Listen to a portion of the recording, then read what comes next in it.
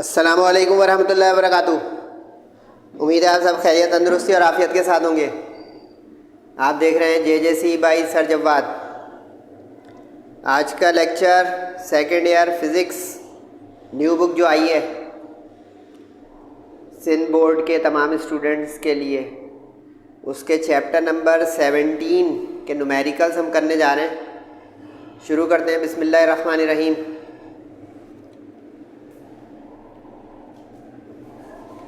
JJC by sir Jawwad, और आप जानते हैं कि एक सिस्टमेटिक वे में काम कराने की कोशिश करता है और थोड़ा ऑर्गेनाइज। तो सबसे पहले आप अपने पास बुक कैलकुलेटर रख लें ताकि आपको पढ़ने में मज़ा आए। चैप्टर नंबर 17 का नाम है सेकंड लॉ ऑफ थर्मोडाइनमिक्स। थोड़ा पहले थ्योरी ब्रीफ कर दूं। वैसे तो थ्योरी लेक्चर भी आपको मिल जाएंगे मेरे यूट्यूब चैनल पर। न्यूमेरिकल में मुख्तसर आनी चाहिए आपके पास नॉलेज, ताकि न्यूमेरिकल करने में फ़्लो बना रहे, और कॉन्सेप्ट होगा तो अच्छे हो जाएंगे numerical strong. Second law of thermodynamics जो है ये बेसिकली इंजन और रेफ्रिजरेटर की एप्लीकेशंस कह लें या उसकी इम्प्लीमेंटेशंस हैं। अब इस चैप्टर में 8 यानी 8 न्यूमेरिकल्स हैं, और उसमें 7 जो है वो इंजन ही के न्यूमेरिकल्स हैं और एक एंट्रोपी का है। तो मैंने अभी इस लिस्ट में वो फॉर्मूले आपको दिखा दिए जो इंजन के और एंट्रोपी के होंगे। इंजन के बारे में कॉन्सेप्ट बनाया अपना कि इंजन जो है वो एक ऐसी डिवाइस है, एक ऐसा सेटअप है जो हीट एनर्जी को मैकेनिकल एनर्जी में कन्वर्ट करता है। किस तरह कन्वर्ट करता है भाई? वो ये करता है कि वो एक हाई टेम्परेचर सोर्स यानी हॉट बॉडी से, ये हॉट बॉडी है, हॉट बॉडी को आप सोर्स बोल सकते हैं, यानी ये हाई टेम्परेचर पर होगा, गरम होगा ये। इसको T1 रखेंगे हमेशा हम इसका नाम। ये हीट एब्जॉर्ब करेगा, हीट टेक इन करेगा यहाँ से Q1 की शक्ल में, और फिर यूज़फुल मैकेनिकल वर्क डन करेगा एक पार्ट को कोल्ड बॉडी यानी सिंक जो लो टेम्परेचर पर होगा T2 केल्विन पर, उसमें रिजेक्ट कर देगा और वर्क डन हो जाएगा Q1 माइनस Q2, क्योंकि ये heat absorb minus heat rejected और expelled, this difference gives you the work done by the heat engine. ये है सिंपल सा इसका वर्किंग का उसूल कि हीट लेता है, काम करता है और यूज्ड एनर्जी को डंप कर देता है सिंक में या लो टेम्परेचर रिजर्वायर में। ये रिजर्वायर्स होते हैं हाई टेम्परेचर, जो फर्नेस, कंडेंसर, फ्यूल चैम्बर होता है जहाँ पे ईंधन जलता है, गर्म होता है इंजन। वर्क डन जो हमारी गाड़ी मोटरसाइकिल चलती है, और रिजेक्टेड हीट मतलब जो एनवायरनमेंट में यानी हमारे एटमॉस्फेयर में, हवा में साइलेंसर से गर्मी या हरारत निकलती है। तो ये सिंपल एज दैट, ठीक है।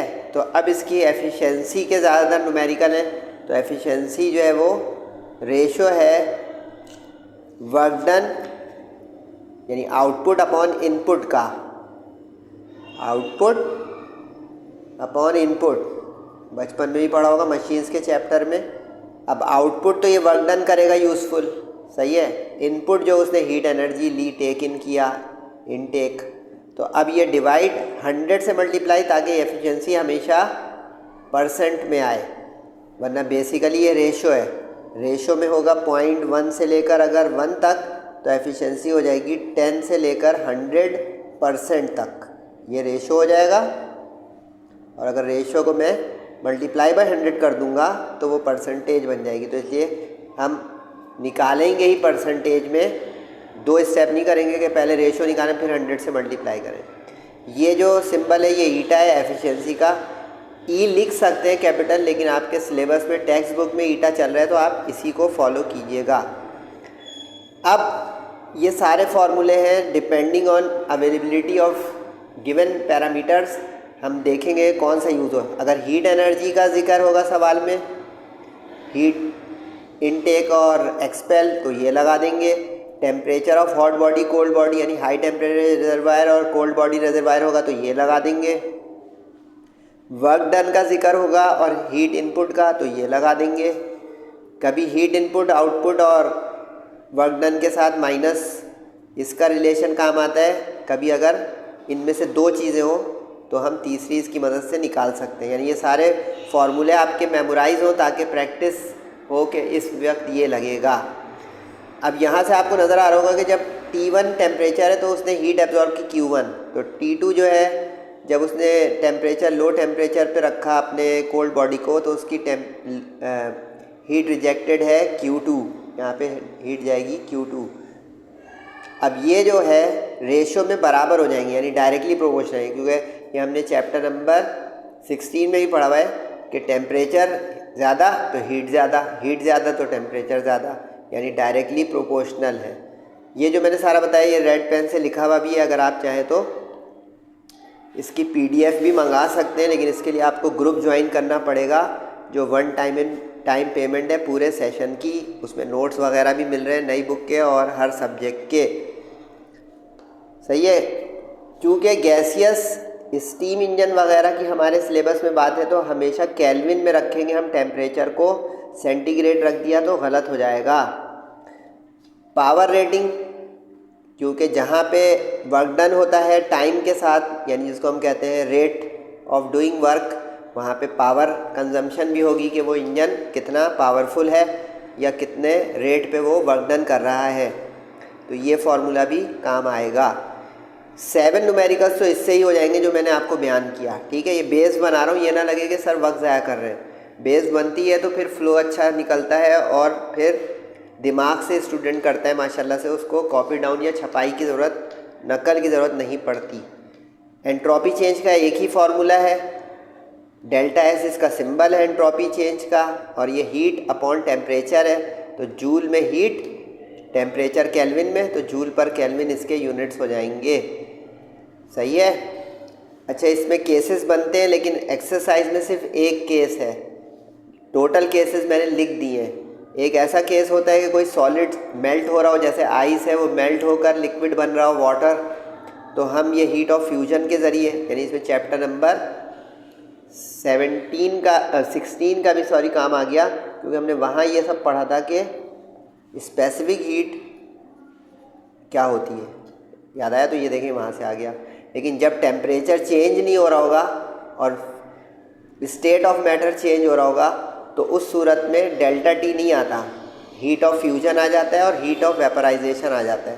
क्योंकि जब आइस मेल्ट हो रहा होता है, आपको पता है, तो टेम्परेचर 0 पे स्टक रहता है, बढ़ता नहीं है जब तक कि आखिरी कतरा भी बर्फ़ का पिघल नहीं जाएगा। केमिस्ट्री वालों ने ये पढ़ा होगा चैप्टर नंबर 5 में और 11 में फर्स्ट ईयर की केमिस्ट्री में।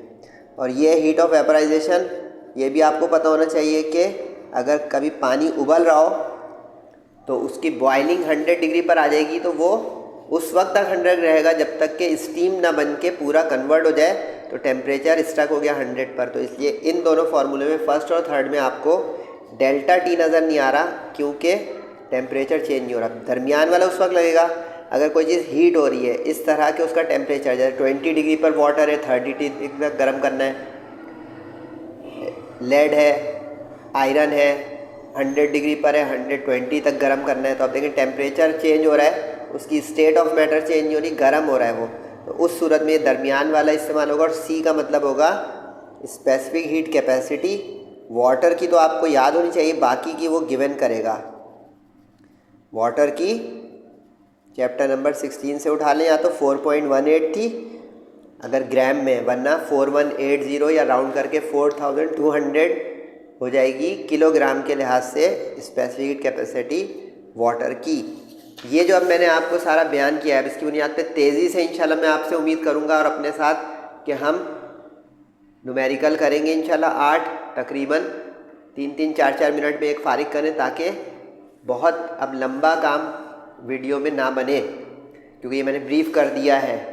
अब ये ब्रीफ़ करने का फ़ायदा होना चाहिए बच्चों सबको। तो शुरू हो जाए भाई मेरे साथ बिस्मिल्लाह पढ़ के कि 7 न्यूमेरिकल्स। अच्छा, पहले मैं हीट इंजन के सारे एक जगह करूँगा, यानी क्वेश्चन नंबर 2 एंड में नज़र आएगा आपको। कैटेगरी बनाएंगे तो ये हीट इंजन के न्यूमेरिकल्स या प्रॉब्लम्स हो गए, ठीक है। हीट इंजन की जो सबसे आसान शक्ल है वो कार्नोट इंजन है, जो हमारे सिलेबस में भी है, सेक्शन सी का वो लॉन्ग क्वेश्चन का थ्योरी का क्वेश्चन भी है, बड़ा इंपॉर्टेंट। तो कार्नोट इंजन लिखा हो या हीट इंजन लिखा हो, हमें इंजन को फोकस करना है, ठीक है। अब तेज़ी से चलिएगा भाई मेरे साथ। टेक्स, देखें हीट एनर्जी एब्जॉर्ब की उसने, तो ये Q1 हो गया। अब वो मंजर याद रखिएगा जो डायग्राम बनाई थी। एक रिजर्वायर से जो 500 केल्विन पर है, तो इसका एक गर्म है जिसम, तो T1 हो गया। वर्क डन करता है, फिर हीट रिजर्वायर को हीट खारिज कर देता है, डिस्कार्ड कर देता है, तो इसका मतलब ये T2 हो गया।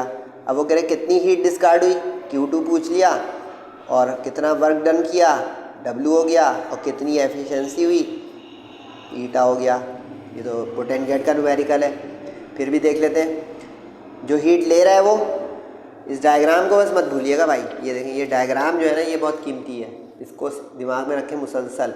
ये जो शुरू में बताइए ये मुसलसल काम आएगी, अब मैं बार बार दिखा नहीं सकता, टाइम उसमें जाएगा। अब Q1 T1, अब इसमें बचत है कि केल्विन में उसने बना बनाया दिया हुआ है, इसलिए हमें कन्वर्जन की बचत हो गई, वरना अगर सेंटीग्रेड होता आगे न्यूमेरिकल में आएगा उसमें कन्वर्जन ज़रूरी है। हीट डिस्कार्ड का सिंबल Q2 है, वर्क डन का W है, एफिशिएंसी का ईटा है परसेंट के साथ। अब यहाँ पे गौर करें तो देखें टेम्परेचर और Q दिया हुआ है। अब लंबे रास्ते पे अगर जाएंगे तो आप गुम हो भी सकते हैं, क्योंकि पहले हम T1 T2 वाले फार्मूले से एफिशिएंसी निकाल लें तो थर्ड पार्ट पहले हो जाएगा सॉल्व। उसके बाद हम Q2 तक पहुँचे तो वो लंबा रास्ता है। छोटा रास्ता ये है कि इस रेशो को आप यूज़ करें उस वक्त जब 3 चीज़ें हो, जैसे अब यहाँ पे गौर करें 3 चीज़ें हैं। कैसे? टेम्परेचर ऑफ सिंक, सोर्स और हीट टेकन। डिस्कार्ड वाली हीट पूछ रहा है तो देखिए पुट एंड गेट हो गया। फार्मूला मेकिंग करें तो Q1 उधर चला जाएगा, वैल्यू पुट करें, कैलकुलेटर नहीं चलाएं, 0 से 2 0 काट दें ये, ठीक है, और 5 4 हो गया 20। तो देखिए 350 350 350 350। एप्टीट्यूड की तैयारी करा रहा हूँ, कर लें। 350 4 टाइम्स, यानी 700 प्लस 700 कितना हुआ 1400। कैलकुलेटर रखा हुआ है, सही है। लेकिन डर रहे हैं तो भाई ये ले, कैलकुलेटर भी आ गया, डरने का लेकिन इलाज नहीं है। 2000 मल्टीप्लाई बाई 350, फिर ये एक स्टेप अलग करना पड़ेगा, मल्टीप्लाई अलग लिखेंगे आप यूँ करके। 7 लाख आया कुछ, उसको फिर 500 से अलग डिवाइड करेंगे, डिवाइड बाई 500 आ गया 1400। लेकिन ये मेहनत ज़ाया हो गई, टाइम भी। कुछ एप्टीट्यूड में कैलकुलेटर रखवा लिया जाएगा। W equal to Q1 minus Q2। अब ये फॉर्मूला लग सकता है क्योंकि Q1 सवाल में था, Q2 हमने निकाल लिया, तो वर्क डन आ जाएगा माइनस करके। अब वर्क डन आ गया है तो वर्क डन वाला फार्मूला लगा दें, क्योंकि ये सबसे आसान फार्मूला है एफिशिएंसी का। बाकी फार्मूलों में अगर आपको याद हो ब्रैकेट है, ब्रैकेट वाले फार्मूलों में थोड़ा कैलकुलेटर बढ़ा दिया जाएगा, यानी कि कैलकुलेशन ज़्यादा हो जाएगी, क्योंकि माइनस भी है, 1 भी है, ब्रैकेट भी है। वर्क डन जो 600 आया सेकंड पार्ट में वो रख दिया। 2000 जो इनटेक हीट है, बस इसमें 1 2 की गलती ना हो। इसको एक ये इस तरह भी आप समझ सकते हैं कि Q1 हमेशा Q2 से बड़ा होना चाहिए, क्योंकि गर्म जिसम है, और T1 जो है वो T2 से बड़ा होना चाहिए। यानी इसमें ये मत याद कीजिएगा जो पहले दिया हुआ है वो 1 है। काफ़ी सारे स्टूडेंट ये कर लेते हैं, जो गिवन पहले वो डाटा में 1 लिख देंगे, जो बाद में गिवन है वो 2 लिख देंगे। इसमें ये ट्रिक कभी धोखा दे देगी। इसमें हॉट और कोल्ड को देखिएगा, सही है। इसमें भी मैंने कैलकुलेटर नहीं चलाया, 2 0 से 2 0 कैंसिल कर दिया, फिर इस 0 से ये, तो 2 3 और 1 0, 30% एफिशिएंट इंजन। आमतौर पे जो प्रैक्टिकल इंजन होते हैं ये 35% ही एफिशिएंट होते हैं, चाहे बहुत ही अच्छी गाड़ी हो आपकी या बाइक, फिर भी। समझ में आ रहा है? 2 आपको एंड में मिलेगा क्योंकि वो एंट्रोपी का 3 आ गया। टरबाइन इंजन एक है जो स्टीम से चलता है, 600 डिग्री सी पे उसको हीट मिली, यानी ये मतलब हो गया T1। अब देखें सेंटीग्रेड में टेम्परेचर होगा 90 डिग्री पर, वो एग्जॉस्ट करता है अपनी स्टीम को, तो इसका मतलब है कि ये T2 हो गया। देखा पहले बात से अभी तो सही है, वो अगर 90 यूँ कर दे और इधर इधर तो मसला हो सकता है। एफिशिएंसी पूछ रहा है, ये तो बहुत आसान है, जल्दी से करें भाई। सेंटीग्रेड को केल्विन बनाना लाजमी है, बहुत ध्यान रखिएगा, must be in kelvin temperature, क्योंकि स्टीम या हीट इंजन के ही हमारे न्यूमेरिकल हमारा सिलेबस है। 273 करके केल्विन बनता है, ये तो पता है सबको, वेरी गुड। अब एफिशिएंसी का ये वाला फार्मूला लगा देंगे क्योंकि टेम्परेचर गिवन है दोनों, सही है। कैलकुलेटर चला दूँ, 363 डिवाइडेड बाई 873, देख ले भाई, अगर ये फ्रैक्शन का भी आ जाए तो डिलीट से ऊपर वाला जो SD मोड है वो दबा देंगे। SD का मतलब होता है साइंटिफिक टू डेसिमल, आ गया 0.4158। कोशिश करें 3 डेसिमल प्लेस तक, मैंने 4 तक ले लिया है। 1 में से माइनस करें इसको। अच्छा ये एक चीज़ सिखा रहा हूँ, देखिए -1 इसी में, स्क्रीन को क्लियर ना करें। अब ये माइनस आ गया ना, माइनस ये जो 7 से ऊपर फंक्शन की पैड है उसमें सेकंड वाला जो है ना वो साइन को चेंज करता है। माइनस ऑफ आंसर देखिए प्लस हो गया, नज़र आया।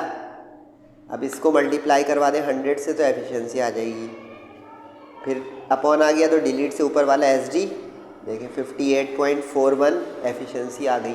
समझे कितना, मतलब कैलकुलेटर के काफ़ी सारे स्टूडेंट स्क्रीन बार बार क्लियर करते रहते हैं। ये जो आंसर है और इसकी मेमोरी है ना साइंटिफिक कैलकुलेटर की, वो उसमें फीड रहती है, तो बहुत कम बार बार स्क्रीन क्लियर करें, जो पिछला डाटा है वही इस्तेमाल करते हैं। जैसे यहाँ पे डिवाइड किया मैंने, जो आया वो स्क्रीन पे लिखे रहने दिया, इसमें से 1 को माइनस कर दिया, सही है। कभी 1 माइनस लिखेंगे तो फिर आंसर लिखना पड़ेगा, ये जो आंसर वाला बटन होता है, क्योंकि वो मेमोरी से उठा लेगा लास्ट आंसर जो रीसेंट आंसर होगा, सही है। वो भी मैं अभी एक अगले न्यूमेरिकल में सिखा दूंगा कि अगर मैं ये माइनस से कंफ्यूज होने का खतरा है तो 1 माइनस आंसर फिर लिखना होगा, क्योंकि जो पीछे है आंसर उसके दिमाग में वो आ जाएगा। 58% स्टीम इंजन थोड़ा जो टरबाइन होता है वो थोड़ा ज़्यादा एफिशिएंट होता है, तो ये आ गया 58, ज़्यादा परसेंटेज आ गई है। क्वेश्चन नंबर 4, ये भी तकरीबन पिछले जैसे ही है लेकिन थोड़ा सा ट्रिकी है। इसमें वो कह रहा है कि मैनचेस्टर लेक, कभी अगर आप लोग लंदन गए हो या लंदन की डॉक्यूमेंट्री देखी हो तो लंदन का जो एक सस्पेंशन ब्रिज है मैनचेस्टर लेक, कह रहे हैं कि इसका जो बॉटम वाटर और सरफेस वाटर है, यानी अब यहाँ पे ये समझना पड़ेगा, ये सरफेस वाटर है उस लेक का और ये बॉटम है। अब इसके दरमियान के टेम्परेचर का वो डिफरेंस दे रहा है। डिफरेंस तो भाई डेल्टा होता है, T1 तो हॉट होता है, T2 कोल्ड होता है, जो अभी थ्योरी पढ़ाई आपको मैंने। डेल्टा T डिफरेंस होगा, यानी अब इस सवाल में थोड़ा सा अच्छा हो गया कि T ना T1 दिया ना T2, डेल्टा दिया हुआ है, तो देखें डेटा बना डेल्टा T। और ये मैंने आप लोगों को चैप्टर नंबर 15 में सिखाया था, फिर सिखा दूँ। जो चेंज इन टेम्परेचर होता है ना उसमें 273 ऐड नहीं करते हैं, बहुत स्पेशल नोट है, सही से देखें। काफ़ी सारे स्टूडेंट यूँ याद कर लेते हैं कि हर सेंटीग्रेड को केल्विन बनाने के लिए 273 प्लस करना है। वो उस वक्त होता है जब एक अकेला, जैसे कि ये एक अकेला टेम्परेचर है, उसने कहा सरफेस वाटर 20 डिग्री पर है, यानी अब सरफेस वाला जो है 20 डिग्री पर है। अब इसमें अब ये कैसे सर को पता चला कि ये T1 है, ये अब थोड़ी सी ज़िंदगी की आपकी ऑब्जर्वेशन होनी चाहिए कि जो सरफेस वाटर होता है वो थोड़ा हॉट होता है क्योंकि वो सूरज या खुले में, और जो बॉटम या सरफेस से बिलो वाटर होता है वो कोल्ड होता है, निस्बतन ठंडा। इसको आप जो है वो एनोमलस वाटर बिहेवियर से भी समझ सकते हैं कि बर्फ़ भी ऊपर और नीचे पानी, तो उस तरह जो है बॉटम वाटर का टेम्परेचर हमेशा कम पे होगा, सही है। ये तो हो गया पहली बारीकी कि हमने कैसे ये पकड़ा कि ये T1 है, सही है, क्योंकि उल्टा हो गया तो एफिशिएंसी उल्टी आ जाएगी। दूसरी बारीकी कि ये सेंटीग्रेड को केल्विन प्लस 273 से क्यों नहीं किया, इसमें एक चीज़ मैं आपको सिखाता हूँ। टेम्परेचर फ़र्ज़ करें कि 15 डिग्री था और उससे 20 हुआ, ठीक है। 15 वाले को आपने कन्वर्ट किया तो कैसे किया, 15 प्लस 273 कितना हो गया बेटा, 287, सही है। 288 सॉरी, 20 वाले को आपने कन्वर्ट किया तो 20 + 273 कितना हुआ बेटा? 293। अब ज़रा दोनों को माइनस करें, 93 में से 288 को आया 5। क्या पता चला? कुछ पता नहीं चला अभी भी बेटा। ये कह रहा हूँ कि देखें डिफरेंस जब चाहिए ना, क्योंकि देखिए ये T1 है ये T2 है और दोनों का मैंने डिफरेंस निकाल लिया ये 5, तो डिफरेंस यहाँ से निकाल लो 20 - 15 से, तो भी देखें 5 आ रहा है, और केल्विन बना के कर रहा हूँ तो भी 5 आ रहा है। कुछ समझ में आया? सेम, इसको पक्का कर लें, बहुत काम की बात बता दी है मैंने ये। देखिए 1 मिनट ज़्यादा लूँ लेकिन उससे फ़ायदा हो गया, तो इससे अच्छी बात क्या होगी कि केल्विन यहाँ पे अगर आपने 270 से प्लस करके बना दिए, सारा न्यूमेरिकल दी एंड हो जाएगा 0। सही है, ये बहुत अहम बात हो गई। अब पुट एंड गेट का हो गया, लेकिन पुट एंड गेट का नहीं भी हुआ एक तरह से, क्योंकि मेरे पास T2 है ही नहीं, डेल्टा T है। क्या करूँ? ना वर्क डन है, ना हीट एब्जॉर्ब है, कुछ भी। तो अब इसमें ज़रा एक काम करेंगे, हम इस फॉर्मूले को रीमेक करेंगे एलसीएम लेके। एलसीएम लेंगे तो T1 - T2 आ जाएगा। अब देखिए ये जो आ गया ये टेम्परेचर डिफरेंस आ गया। तो अब इसमें अगर मैं आपकी मदद एक करूं अच्छी सी, तो वो जो फार्मूला लिस्ट है ना, फार्मूला लिस्ट, इस फार्मूला लिस्ट में आप एक रीमेक फार्मूला भी ऐड कर सकते हैं, ताकि एक ही जगह सारे हो जाए। ये वाला डेल्टा T ओवर T1 × 100, ये टोटल ये एक फार्मूला बढ़ गया। वरना ऑन द स्पॉट कर लें, आपकी मर्ज़ी है, लेकिन मैं ये एक बता रहा हूँ बात कि अगर लिस्ट में बना लेंगे तो ये एक और आपके पास फार्मूला भी आ गया। अच्छी बातें पता चल रही हैं ये JC में पढ़ने से। एक्सीलेंट। अब 5 रख दें, कैलकुलेटर चला लें, और ये तो बहुत ही ख़त्म इंजन है 1.71, क्योंकि इसको हम एक नहर के पानी से चला रहे हैं, तो वो बहुत ही कमज़ोर ताकत का है, इसलिए इंजन की एफिशिएंसी भी कम है। ये आपके पास मालूमात भी आ गई। 5वें सवाल में लिखा हुआ है, अच्छा ये बता दूँ, न्यूमेरिकल नंबर 5 और 6 बहुत इंपॉर्टेंट है, इसकी पहले प्रैक्टिस कीजिएगा। और ये मैनचेस्टर लेक वाला थोड़ा सा कम है इसमें, क्योंकि वो डेल्टा T की वजह से, वो ट्रिकी होने की वजह से इंपॉर्टेंट जाएगा। देखिए किलोवाट में आ गया। किलोवाट पावर रेटिंग के यूनिट होते हैं, किलोवाट। एफिशिएंसी दे रहा है वो आपको, और लॉस ऑफ हीट पूछ रहा है। लॉस ऑफ हीट का मतलब जो उसने रिजेक्ट की सिंक को, लो टेम्परेचर को, लेकिन पर आवर का मतलब है उसने टाइम रेटिंग भी दी हुई है। तो अब बहुत अच्छे से ये न्यूमेरिकल करिए। किलोवाट किलो में होता है 1000, तो इसको हमने वाट बना दिया। एफिशिएंसी गिवन है, ईटा हो गया। 1 आवर में 3600 सेकेंड, क्योंकि 60 मिनट और हर मिनट में 60 सेकेंड, तो 60 × 60 से 3600 सेकेंड हो गए 1 घंटे में। अब उसने हीट रिजेक्टेड या लॉस पूछी। अब ये सवाल बज़ाहिर तो बहुत सीधा लग रहा है, लेकिन रास्ता बनाना पड़ेगा, क्योंकि कोई भी ऐसा फार्मूला नहीं है जो डायरेक्ट आपको पावर से या एफिशिएंसी से Q2 निकलवा दे। Q1 पूछता तो फ़ौरन आ जाता, अभी खुद देखिएगा कैसे। लेकिन रिजेक्ट उसने यानी हीट लॉस पूछा है, हीट गेन नहीं पूछा है, इसलिए सवाल हो गया लंबा और ट्रिकी और इम्पॉर्टेंट। पावर रेटिंग होती है P = W/T। इसको लिस्ट में इसलिए नहीं लिखा कि ये तो 9/10 का फार्मूला है, इससे W आ जाएगा। सर W क्यों निकालेंगे वर्क डन? इसलिए बेटा क्योंकि वर्क डन आएगा तो एफिशिएंसी आएगी। क्योंकि यहाँ पे मेरे पास ना Q1 है ना W है, दोनों अननोन है। तो पहले रास्ता बनाएंगे सवाल का कि वर्क डन पावर रेटिंग के फॉर्मूले से निकल आए, उसको यहाँ पुट कर देंगे तो हीट गेन आ जाएगी। हीट गेन आ जाएगी तो हीट लॉस आ जाएगी। कुछ समझे कहानी? यानी ये लिंक न्यूमेरिकल हो गया कि पहले वर्क डन निकालें, वर्क डन आ जाए तो उससे हीट गेन निकालें, हीट गेन आएगी तो हीट लॉस निकाल लें, जो कि मेन हमारा क्वेश्चन है। ये रटने का नहीं है, समझाने का था, समझाया। क्योंकि अब जितने भी फॉर्मूले आप देख लें, Q2 डायरेक्ट नहीं आ सकता इस गिवन डाटा से। तो अब Q1 आया, क्रॉस मल्टीप्लाई वो उधर गया, इधर आया, सही है।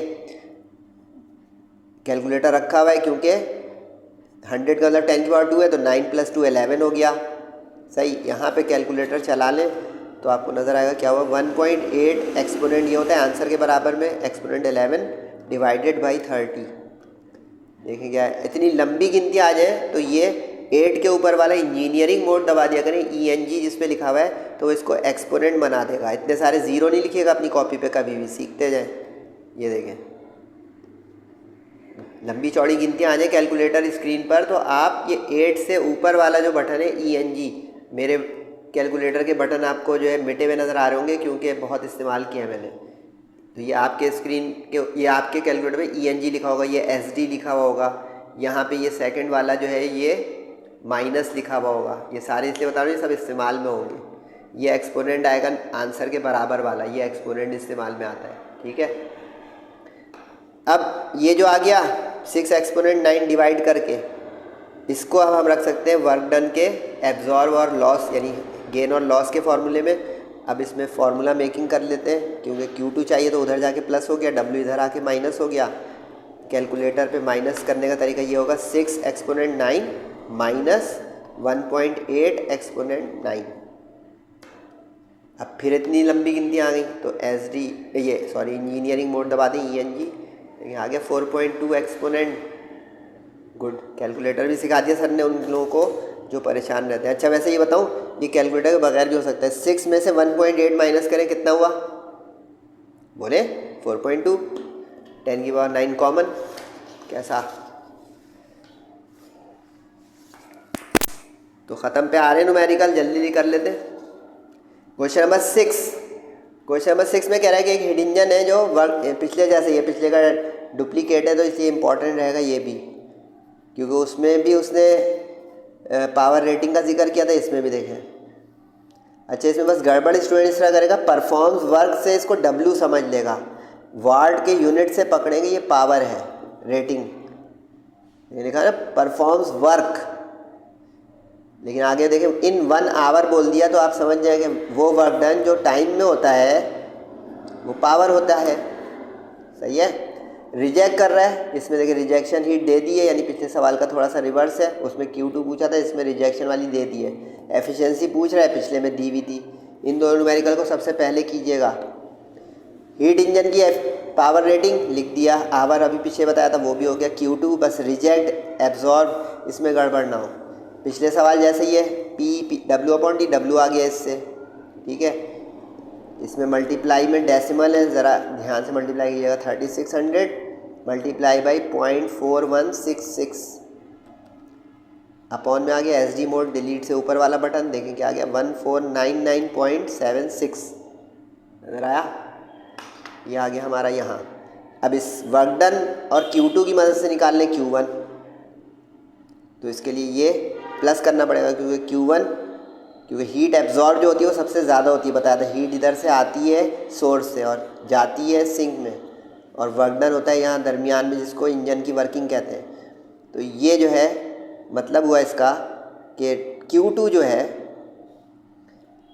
वो तो माइनस करके आता है, लेकिन Q1 इन दोनों का प्लस हो जाएगा। यानी Q1 देखें 2 हिस्सों में बट रहा है, यहाँ जा रहा है और यहाँ जा रहा है, तो इसका मतलब ये जो होगा ये हमेशा दिस प्लस दिस होगा, और ये जो होगा वो दिस माइनस दिस होगा। समझ गए? रटना नहीं, यानी फॉर्मूला याद है तो आप उसको समझ भी लें, देख भी लें, सर तो जो है बारीकियाँ बताते रहते हैं। तो ये प्लस किया, क्योंकि कुछ लोग इज इक्वल टू को इधर उधर करने में भी प्लस माइनस की गलती करते हैं, उनके लिए ये बारीकियाँ हैं। और गलती होगी तो आप पकड़ भी सकते हैं, जैसे अब ये Q1 माइनस कर दूंगा, उससे छोटा आ जाएगा जो यहाँ पे दिया हुआ है, तो अब आप समझ लें खुद ही के वहाँ पे हीट रिजेक्ट लिख रहा है, रिजेक्ट वाला छोटा होना चाहिए, क्योंकि बता दिया कि Q1 एब्जॉर्ब हीट जो होती है गेन वो ज़्यादा होती है और रिजेक्टेड कम होती है, वरना एफिशिएंसी नेगेटिव हो जाएगी, इंजन उल्टा चल रहा है। अब वर्क डन की वैल्यू रखें, वर्क डन की जगह Q1 की जगह, और कैलकुलेटर चलाएं। इसमें ज़रा डेसिमल वेसिमल आ गए, 1499.76 आया हुआ, मल्टीप्लाई बाई 100 कर दें, डिवाइड बाई 5999.76 कर दें। अब आया है 24.999, तो आप इसको राउंड करके 25। अच्छा ये भी चीज़ बता दूं, बुक में कुछ सवालों में राउंड ऑफ किया हुआ है, कुछ में नहीं किया हुआ है, तो आप अपना एक माइंड बना लें कि राउंड ऑफ करना लाजमी नहीं होता। काफ़ी सारे स्टूडेंट ये पूछते हैं कि सर राउंड ऑफ करें। बेटा देखें, आपके पास बुक इम्तिहान में नहीं होगी कि आप आंसर की मैच करने के उसमें होंगे, आपके पास नॉलेज होगी, आपके पास फॉर्मूले कैलकुलेटर होंगे, आप सारा उसको बेस बना के चलेंगे आंसर की याददाश्त पे थोड़ी चलेंगे। तो जो आपकी कैलकुलेशन साफ़ सुथरी करके इम्तिहान में आएगी कैलकुलेटर से, वो आप लिखेंगे। राउंड ऑफ करना बेहतर है जब ऐसा आ जाए, देखिए हम बिल्कुल 0.99 है, नज़र आ रहा है, ऐसे में राउंड करें। लेकिन अभी 0.7 आ जाए, बुक वालों ने 0.7 वाले को भी राउंड ऑफ कर दिया है, वो सही बात नहीं है। इतना लंबा राउंड ऑफ की छलांग मारना सही नहीं होता। Question number 7। अच्छा, इसमें 4 पार्ट पूछे तो ये थोड़ा लंबा हो जाएगा सवाल, लेकिन है आसान, क्योंकि चारों पार्ट पुट एंड गेट के। ये सवाल इस लिहाज से अच्छा है कि इसमें सब कुछ आपको कवर हो जाएगा फार्मूला का, एफिशिएंसी भी, पावर भी, हीट एब्जॉर्ब, डिलीवर, सब कुछ हो जाएगा। यानी चारों चीज़ें कवर हो जाएंगी जो हमने पीछे सीखी। लेकिन इस सवाल में वो इम्तिहान में कम ज़्यादा कर सकते हैं, 2 पार्ट पूछ ले तो ये क्वेश्चन भी इम्पॉर्टेंट है इस सेंस में, क्योंकि इसमें सब कुछ कवर हो रहा है, यानी ऑल इन वन न्यूमेरिकल है। एक कार्नोट इंजन जो है वो वर्क कर रहा है 850 के और 300 के के दरमियान। तो इसका मतलब ये उसका सोर्स हो गया, hot body high temperature reservoir, और ये कोल्ड बॉडी हो गया, यानी सिंक हो गया, ज़्यादा वाला कम वाला। ठीक है, वर्क कर रहा है वो इतना तो W हो गया, इतने सेकंड में कर रहा है तो टाइम हो गया।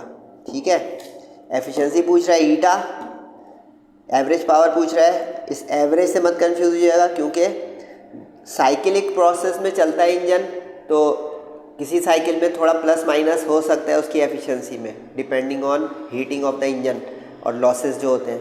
तो इसलिए एवरेज पावर ही रहेगी, जैसे पिछले 2 न्यूमेरिकल में पावर है। तो इससे ये नहीं सोचेगा कोई एवरेज पावर का कोई नया फार्मूला आ जाएगा। सिर्फ हम PAV लिख देंगे समझाने के लिए एवरेज, वरना P लिख देंगे यहाँ पे तो भी ओके है। सही है, डाटा बन गया। जल्दी से अब करें पुट एंड गेट का, क्योंकि देखिए T1 T2 है तो हम टेम्परेचर वाला जो है फॉर्मेट यूज़ करेंगे एफिशिएंसी का। अगर Q1 Q2 दोनों होता तो हीट वाला लगा देते। अब कैलकुलेटर, अब देखिए यहाँ पे अपॉन वाला और माइनस भी है। अब मैं वो सिखाऊंगा जो मैंने पहले बताया था। 300 डिवाइडेड बाई 850, ये देखिए क्या आ गया, अपॉन आ गया, इसको SD मोड दबा दें, 0.3529 आ गया। बोले अब स्क्रीन को क्लियर नहीं कीजिएगा, अब हम चाह रहे हैं माइनस करें इसको 1 में से, इसी चीज़ को जो आई हुई है। ठीक है, अब देखिए 1 लिखूंगा मैं, वो सारा गायब हो गया स्क्रीन पे से, नो टेंशन। माइनस, अब आंसर दबाइएगा, क्योंकि आंसर इसके दिमाग में लिखा। देखिए क्या आया, सीखा कुछ 0.64, जो कि ये देखें आया हुआ है। कुछ पॉइंट समझे, कैलकुलेटर भी सिखा रहा हूँ। जो ऐसे बच्चे हैं जो कहेंगे हमें समझ नहीं आया, 300, आई रिपीट 300 डिवाइड बाई 850, ये आ गया हमारा अपॉन को SD मोड से कन्वर्ट करें जल्दी से, डेसिमल हो गया, ये आ गया 0.3529, कॉपी पे लिख दिया। अब हम चाह रहे हैं कि इसी को 1 में से माइनस करें, तो स्क्रीन AC करके ये जो होता है ना, इससे ठंडी हवा नहीं आती, ये बार बार क्लियर नहीं किया करें, इसको रहने दें, तो आपकी शार्पनेस भी चलेगी, मैथ्स और कैलकुलेटर का यूजेज भी अच्छा हो जाएगा। अब देखिए मैं 1 लिख दूंगा, क्योंकि 1 में से इस आंसर को माइनस करना है जो आया हुआ है। ठीक है, 1, पूरी स्क्रीन गायब हो गई ना खुद ही से, नो टेंशन, माइनस। अब आंसर लिखें, आंसर वो जो है रिकॉल करेगा खुद ही। साइंटिफिक कैलकुलेटर का मतलब क्या है, इज इक्वल टू, फिर अपॉन आया, नो टेंशन, देखिए आ गया 0.64, वेरी गुड, मल्टीप्लाई किया एफिशिएंसी। अब देखिए बुक वालों ने इसको इतना लंबा राउंड किया है, तो आप इस वाले को यही छोड़ देंगे तो कोई दुनिया का टीचर आपके नंबर नहीं काट सकता, आई गारंटी। 64.7, क्योंकि बहुत बड़ा राउंड ऑफ कर रहा है वो। सही है, अब उसने एवरेज पावर भी पूछी है, तो पावर चाहे एवरेज हो कोई भी हो, W/T होता है। W सवाल में दिया होता है 1200, वहाँ से उठाएं, और T जो है सवाल में दिया था 0.25, डिवाइड कर दें। हज़ारों में गिनती आ जाए तो बेहतर होता है किलोवाट बनाना, तो हमने इसको यूँ समझने के 4800 को 1000 से डिवाइड कर दिया, क्योंकि 1 किलोवाट 1000 वाट्स के बराबर होता है, आपको पता है माशाल्लाह से। तो ये समझेंगे 3 डेसिमल पीछे चला जाएगा, 1 2 3 कैलकुलेटर के बगैर, किलोवाट हो गया। अब हीट एक्सट्रैक्टेड के लिए ये एक्सट्रैक्ट का मतलब है लेना, एक्सट्रैक्ट का मतलब ये नहीं समझिएगा कि वो कहते हैं ना वो खींच रहा है, एक्सट्रैक्ट कर रहा है, ले रहा है, इनटेक है ये। इंग्लिश भी गड़बड़ हो गई तो पता चला ये Q2 कोई बच्चा समझ जाएगा इसको। अब इसमें हम वैल्यू रख दें सारी, मल्टीप्लाई करें, Q1 उधर जाएगा, डिवाइड में आ जाएगा। अब देखिए यहाँ पे आपको खुद नज़र आएगा कि क्या हुआ। अब मैं यहाँ पे अगर 64.7 रखता हूँ तो ये आंसर आता है। ठीक है, अगर मैं यहाँ 65 रखता हूँ तो ये ठीक ठाक फ़र्क आ जाएगा 10-12 का। करके दिखाऊँ? अब यहाँ पे देखें बुक में जर्क है, बुक में अगर यहाँ पे राउंड ऑफ कर रहा हूँ तो वही आगे जाना चाहिए।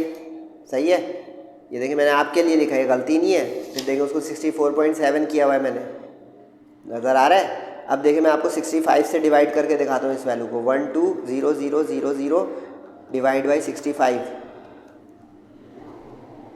देखिए 1846, 9 या 10 जूल का फ़र्क पड़ गया। ठीक ठाक फ़र्क है, ये नज़र आ रहा है। Very good. अब क्या सीखा कि अगर किसी क्वेश्चन में पिछले ही डाटा आगे कंटिन्यू होगा, आगे एक पार्ट के आंसर दूसरे पार्ट में जाएगा, तो आप उसमें मोहतात रहें। जैसे ये क्या देखें, अब मैंने डबल टिक किस पे लगाया हुआ था, जबकि ये वाला मैं पहले समझा रहा था ना आपको, डबल टिक लगाया कि ये यूज़ करें, कोई नहीं कैंसिल करेगा नंबर।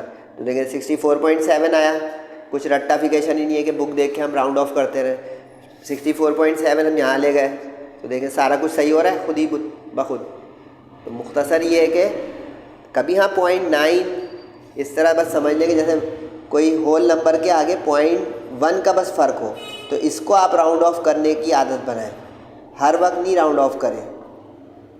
यानी 64.9 आ गया, उसको 65 लिख दें, 65.1 आ गया, उसको 65 लिख दें, लेकिन आगे की वैल्यूज़ हैं तो इतने बड़े राउंड ऑफ ना करें। ये उनके लिए जो सोचते हैं कि सर राउंड ऑफ कब करना है कब नहीं करना है। अब Q2 आ गया, W सवाल में था, आप माइनस करें तो Q2 भी आ जाएगा। सही है। तो ये सवाल अच्छा आखिरी जो है वार्म अप पे कर लें खुद ही खुद, क्योंकि ये हल्का सवाल आ गया भारी सवालों के बाद। 52 किलो जूल एनर्जी एब्जॉर्ब कर रहा है, यानी Q1। अब तो याद हो गया ना पक्का बेटा, एक्सीलेंट। कि जो हीट लेता है वो Q1 है, रिजेक्ट जो करता है वो Q2 है। देखो एग्जॉस्ट कर रहे हैं तो Q2। वो कह रहा है कि एफिशिएंसी बताएं और वर्क डन बताएं। ये तो पुट एंड गेट के जल्दी से करें, इस पर इंपॉर्टेंट का निशान नहीं लगा रहा हूँ, लेकिन कर लीजिएगा इसकी प्रैक्टिस। देखिए हीट एब्जॉर्ब और अच्छा देखिए इसमें कन्वर्ट हम नहीं करेंगे इसलिए कि इसने वर्क डन भी पूछा है किलो जूल में। तो अगर हम किलो जूल को कन्वर्ट करेंगे तो एंड में पछताएंगे कि क्यों कन्वर्ट किया, उससे ऑटोमेटिक आता। देखिए बारीकी। तो देखा मेरा लेक्चर कॉम्प्रिहेंसिव है तो आपको फ़ायदा है।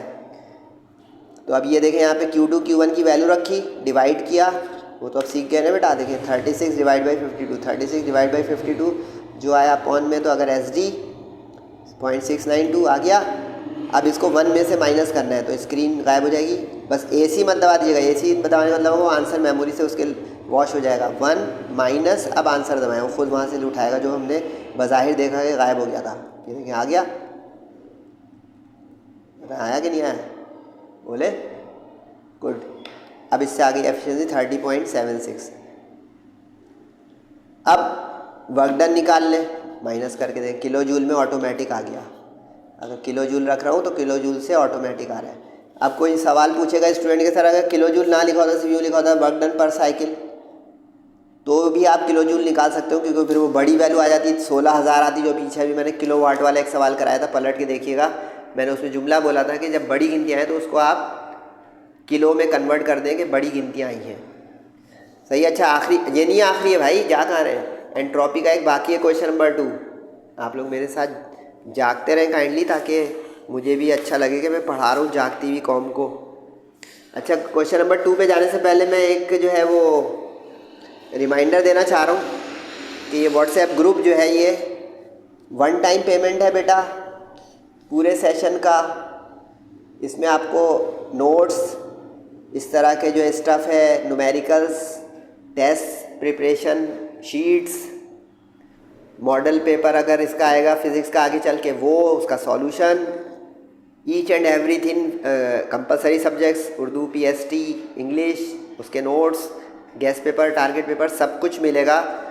जितना देर होगी उतना आपके पास मुश्किल हो जाएगी, मेरे पास नहीं होगी। मैं इतना सारा कुछ एक साथ भेजूँगा, आप उसको हैंडल कैसे करेंगे? तो ये फ़ैसला कर लें 1 टाइम पेमेंट के बुनियाद पर कि हम 1 टाइम पेमेंट है 2500 रुपये ईजी पैसा से। ये ईजी पैसा जो है वही अकाउंट नंबर है जो व्हाट्सएप का नंबर अभी इतने सारे पेजेस पे चल रहा था। ये एंट्रोपी का है, यानी कैटेगरी 2 का हो गया एंट्रोपी चेंज। एंट्रोपी क्या चीज़ होती है थोड़ा सा बता दूं। अगर एंट्रोपी चेंज जो है वो डिसऑर्डर को कहते हैं, डिसऑर्डर या अनअवेलेबिलिटी को, डिसऑर्डर ऑफ सिस्टम या unavailability of energy. Disorder of system या अनअवेलेबिलिटी ऑफ एनर्जी। इसको यूँ समझ लें कि जैसे कोई चीज़ कन्फाइंड है इतनी सी जगह में, तो ये लोकलाइज्ड है या ऑर्गेनाइज्ड है, यानी ऑर्डरली है। ठीक है, अब फ़र्ज़ करें कि एक पार्टीशन था रुकावट का, इस पार्टीशन को मैंने खोल दिया, इस पार्टीशन को मैंने रिमूव कर दिया। बताएं क्या होगा? अब जितनी अवेलेबल जगह है वो उसको मिलेगी जो उसके अंदर था, गैस था, पानी था, वाटर कुछ भी था, वो अवेलेबल स्पेस से स्प्रेड हो जाएगा। यानी हम कहेंगे यहाँ पे ऑर्डरली था, यानी इसकी एंट्रोपी कम थी, यानी ऑर्गेनाइज था, लोकलाइज था, ऑर्डरली था। ये डिसऑर्डरली हो गया, यानी फैल गया, मुंतशिर हो गया। इसकी बुनियाद पे हम कहेंगे इसको फिज़िक्स की ज़बान में कि इसकी एंट्रोपी बढ़ गई, यानी डिसऑर्डर हो गई। एक और तरीके से समझ लेंगे, जब किसी चीज़ में हीट ऐड करते हैं तो उसकी एंट्रोपी बढ़ती है। जैसे पानी को गर्म करें तो देखेंगे आपके वो पानी फैल रहा है अपने बर्तन में, और फिर स्टीम है वो और पूरे माहौल में फैल जाएगी। सही है। और अगर किसी जगह से हीट रिमूव करते हैं आप, जैसे मिसाल के तौर पे आप पानी को बर्फ़ बनाने लग जाएं, जमाने लग जाएं, तो आप देखेंगे कि वहाँ पे पानी ज़्यादा जगह पे से वो कम जगह पे उसके कन्फाइन होने लग जाएंगे, मॉलिक्यूल्स नियर हो जाएंगे, तो हम कहेंगे इसकी एंट्रोपी चेंज कम हो रही है। तो इसका मतलब हो गया कि ऐसे में एंट्रोपी चेंज प्लस में आ जाएगी और ऐसे में एंट्रोपी चेंज नेगेटिव हो जाएगी। लेकिन तमाम नेचुरल प्रोसेसेस में एंट्रोपी हमेशा इंक्रीज़ होती है, रिवर्ट नहीं हो सकती। इसीलिए इसको टाइम्स एरो कहा जाता है कि ये कभी भी हम कम नहीं करवा सकते एक नेचुरल प्रोसेस में। क्योंकि बर्फ़ जो बना रहे हैं, बताएं कितनी मुश्किल से फ्रीज़र में या डीप फ्रीज़र में बना रहे हैं। पूरी दुनिया को ठंडा करना है या पूरे आपको सड़कों को ठंडा करना है तो इतना सीधा है, जो जबकि इसके बर्फ़ गर्म कितने आराम से हो जाते हैं सूरज और किसी और वजह से। Got it? That's it. 1 kilogram ice है बर्फ़ का, तो ये हो गया मास। 0 डिग्री पे बर्फ़ है तो लाजमी पिघलते ही रहेगा 0 डिग्री पे, जो मैंने बताया था, जिसको कहते हैं फ्यूजन। फ्यूजन का मतलब होता है change of state of matter from solid to liquid without rise in temperature. तभी ये लेटेंट है कि टेम्परेचर बढ़ नहीं रहा है तो खुफिया हो गया। लेटेंट का मतलब खुफिया या छुपा हुआ होता है, हिडन। अच्छा, ये वैल्यू आपको दी हुई होगी, आपको याद नहीं करनी है, बुक में नहीं दी हुई है, लेकिन अगर आप सॉल्व एग्जाम्पल के पेज खोलेंगे तो उसमें आपको ये वैल्यू मिल जाएगी एक सॉल्व एग्जाम्पल में। लेकिन इंशाल्लाह अगले दिनों में आपने फर्स्ट जगह मुझसे ली थी JJC भाई सर जवाब से, इंशाल्लाह अगले दिनों में कुछ वक्त गुजर जाने दें तो इंशाल्लाह सॉल्व एग्जाम्पल के भी लेक्चर आपके पास JJC भाई सर जवाब के प्लेटफॉर्म से आएंगे इंशाल्लाह। चैप्टर बाई चैप्टर नहीं, तकरीबन 3-3, 4-4 चैप्टर एक साथ। ये तो चैप्टर बाई चैप्टर इसलिए ज़रूरी है कि एक्सरसाइज है और एक्सरसाइज में सारे न्यूमेरिकल करने चाहिए। एंट्रोपी चेंज पूछ रहा है, एंट्रोपी चेंज का फार्मूला एक ही सवाल में लग रहा है तो इसलिए सही से याद कीजिएगा। इंजन वाले तो इतना लगे कि वो याद ही हो गए, ख्वाब में भी आ रहे होंगे। अब यहाँ पे टेम्परेचर चेंज नहीं वाला केस है, केल्विन बनाना मस्ट है, ये याद रखिएगा, क्योंकि इसके यूनिट्स जो है वो जूल पर केल्विन है, तो इसमें गलती नहीं हो जाए। क्योंकि अगर फ़र्ज़ करें यूँ रखें, 0 यहाँ रख दूँ, पता है क्या होगा? इन्फिनिटी हो जाएगा, इन्फिनिटी गलत हो जाएगा, यानी कि डिवाइड बाई 0 कर दें किसी चीज़ को। बताएं क्या आया? Math error, infinity. तो इससे ही पता चला कि केल्विन बनाना ज़रूरी होगा। डिवाइड कर दें कैलकुलेटर, सिंपल एज दैट, बस के यूनिट्स जूल पर केल्विन। 3.36 exponent 5 divided by 273 1230.76। अब इसमें देखें 76 है, इसको 1231 कर सकता हूँ। आप पर है कि इतना लंबा एक्सेप्ट कर रहे हैं। सही है। तो ये बहुत इम्पॉर्टेंट लेक्चर था। न्यूमेरिकल्स जब भी उसको बहुत तवज्जो से देखा करें, सुना करें, समझा करें। फीडबैक ज़रूर दीजिएगा अपना, और ख़ास करके वालिदैन का बहुत ख्याल रखें। नमाज़ों की पाबंदी करें एहतिमाम के साथ। दुआओं की दरख्वास्त है। व्हाट्सएप ग्रुप ज्वाइन कर लें। अस्सलामु अलैकुम वरहमतुल्लाह।